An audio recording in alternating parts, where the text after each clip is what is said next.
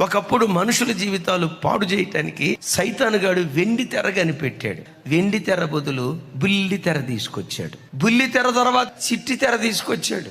ఒకప్పుడు బుల్లి తెర ముందు కూర్చున్నప్పుడు అమ్మేం చూస్తుందో కూతురుకు తెలిసేది, కూతురు ఏం చూస్తుందో అమ్మకి తెలిసేది, నానేం చూస్తున్నాడో కొడుకు తెలిసేది, కొడుకేం చూస్తున్నాడో తండ్రికి తెలిసేది.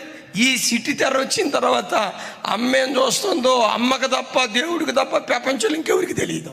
ఎందుకు? కళ్ళతో చూసే దృశ్యాల ద్వారా నీ మనస్సును అపవిత్రపరచాలని వాడు ఎలాంటి వ్యూహాలు రచించి కంటిని పాడు చేయాలని ప్రయత్నం చేస్తున్నాడు. అందుకని యేసు ప్రభువారు అంటారు, దేహమంతటికి దీపము నీ కన్ను వెలుగుమయమైతే దేహమంతా వెలుగుమయమై ఉంటుంది. కంటి ద్వారా అపవిత్రపరచబడకుండా చెవిని కంటిని కాపాడుకునే దివ్యమైన కృప మనందరికీ దేవుడు అనుగ్రహించును గాక.